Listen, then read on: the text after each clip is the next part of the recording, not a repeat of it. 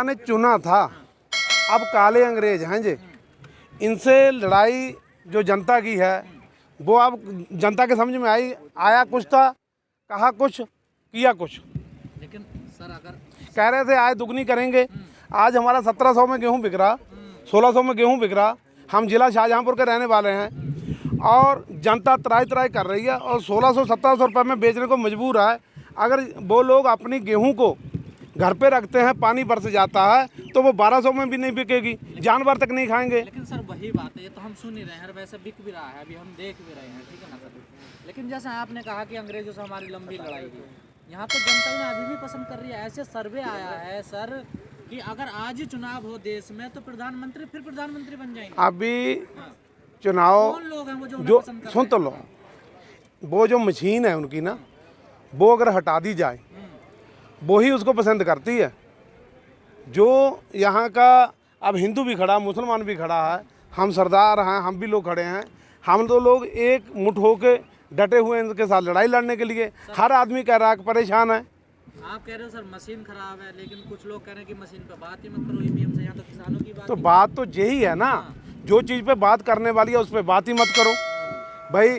किसानों के एमएसपी पे बात ही मत करो, जो कानून बनाए उस पर बात ही मत करो। जब किसी ने सुनना नहीं तो ये तो अंग्रेजों से भी आगे हो गए। नहीं, आपके किसान नेता कह रहे हैं कि इन मुद्दों पर बात मत करो। भाई कह तो रहे हैं, लेकिन आपने जैसे सवाल किया उस चीज़ को बताना तो पड़ेगा आपको कि जब ये मशीनें हैं, हमारा मोबाइल है, आप इसको हैंग करके हमारी बात सुन सकते हो, तो क्या किसी की वोट दूसरे को नहीं पड़ सकती? अभी आपने देखा है कि उस दिन मशीनें पकड़ी गई, उसी दिन टकैत जी के ऊपर हमला हुआ है। तो क्या वाकई पाजी जी जो भक्ति थी उसमें कुछ कमी आई है या बरकरार है? कहा है जो भक्ति थी, अंधभक्ति जो थी अभी देश में, उसमें कमी आई है या अभी बरकरार चल रही है? उसमें बहुत बड़ी कमी आई है।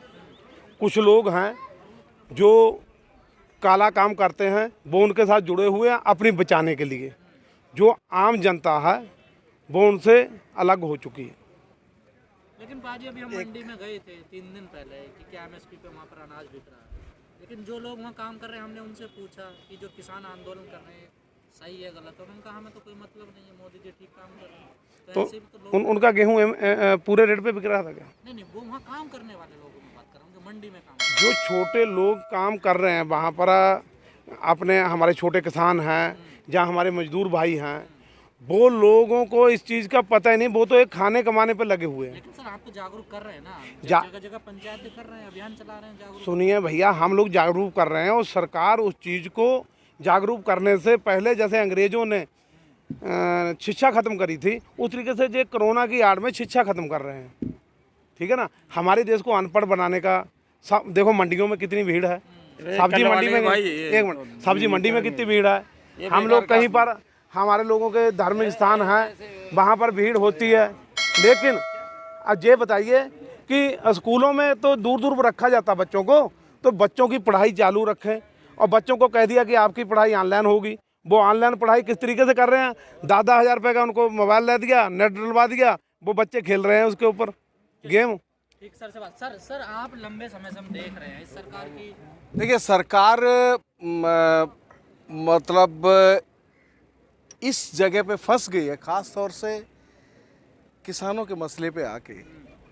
इन्होंने जब से मोदी जी 2014 के बाद जब प्रधानमंत्री बने और आते ही आपको याद है रेल किराए बढ़ाए, और उस समय का स्टेटमेंट, नहीं मैं आपको एक बात याद दिला रहा हूँ, उस समय का स्टेटमेंट याद करिए कि ये किराए हमने जो 14% फ्रेट, 14% पैसेंजर, 6% फ्रेट बढ़ाया, वो उस समय की बात याद करिए। उस समय बोला कि ये तो कांग्रेस जो है वो इसमें बढ़ाना चाहती थी और प्रपोजल तैयार था, लेकिन वो डरती थी और हम डरते नहीं हैं। दूसरा स्टेटमेंट बोला देखिए कॉरपोरेट के सब आगे पीछे घूमते हैं, लेकिन मैं खुल्लम खुल्ला हाँ बरता हूँ कि मैं कॉरपोरेट के साथ हूँ। ये भी हैं, ये रात के अंधेरे में जाते हैं, मैं खुल्लम खुल्ला जाता हूँ। ये है उसका 56 इंच का सीना था कि कॉरपोरेट के साथ होना। और जब ये 2014 में आया था तो इसके उस समय के उसके वायदे और भाषण सुनो। आज अगर मैं ये कहता हूँ कि 2014 के चुनाव से पहले के भाषण, मई से पहले के खुद के अपने भाषण अगर मोदी जी खुद सुन लें तो इंसान हो तो डूब मरे। इतना पलटी खाना, कोई भी मुद्दा हो, कोई भी मुद्दा हो, वो जीएसटी का मुद्दा हो, वो आधार कार्ड का मुद्दा हो, वो एफडीआई का मुद्दा हो, वो एनीथिंग एंड एवरीथिंग, उसको हर बात में मैंने जो कहा उस समय रोजगार का मुद्दा हो, ठीक उसका उल्टा किया है। लोग फिर भी पसंद कर रहे हैं।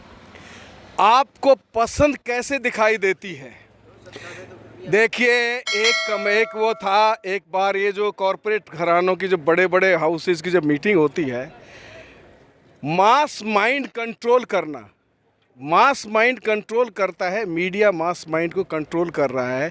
और वो जो परोसता है, आज हमारे देश में इतना जो इस तरीके से नहीं होता कि किसी चीज़ को ठीक से एनालाइज करके और उसके ऊपर अपना राय रखी जाए।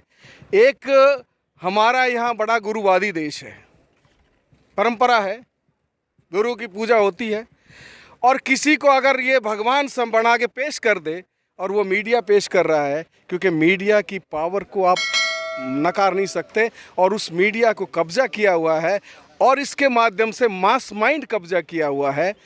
यही कारण है कि आपको लगता है कि लोग तो अभी भी पसंद कर रहे हैं।